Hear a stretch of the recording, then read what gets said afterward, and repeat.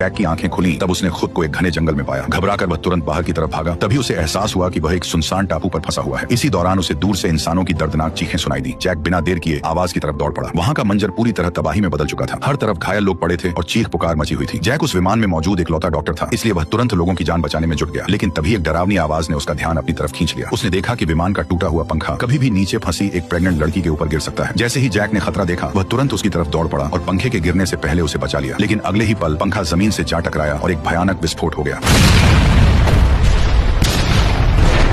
अपनी चोट की परवाह किए बिना जैक तुरंत लोगों की जान बचाने में जुट गया। लेकिन कुछ देर पहले हुए भयानक धमाके ने ज्यादातर घायलों को लाशों में बदल दिया था। कुछ देर बाद जैक अकेले जंगल के अंदर चला गया और अपने जख्म खुद सिलने की कोशिश करने लगा। लेकिन चोट उसकी बाजू के ऐसे हिस्से में थी जहां तक उसका हाथ पहुंच ही नहीं पा रहा था। तभी वहां एक लड़की आई और जैक के मदद मांगते ही वह उसके टांके लगाने के लिए तैयार हो गई। लेकिन वो यह देखकर हैरान थी कि बिना बेहोश किए भी जैक को टांके लगने पर बिल्कुल दर्द महसूस नहीं हो रहा था। यहीं से दोनों की जान पहचान हो गई। रात होते ही जैक ने टूटे विमान का पिछला हिस्सा देखकर अंदाजा लगाया कि कॉकपिट शायद अभी भी सही सलामत है और अगर उन्हें वहां से सिग्नल ट्रांसमीटर मिल गया तो वे रेस्क्यू टीम से संपर्क कर सकते हैं। ये बात सुनते ही लड़की, जिसका नाम कैट था, उसे अचानक कुछ याद आया। उसने बताया कि दिन में उसने घाटी की तरफ धुआं उठते देखा था, जो शायद कॉकपिट के गिरने की जगह होगी। इसलिए उसने तुरंत जैक के साथ वहां चलने को कहा। यह सुनकर जैक को उम्मीद की एक किरण नजर आने लगी। लेकिन तभी अचानक दूर जंगल से अचानक एक खतरनाक दहाड़ सुनाई दी।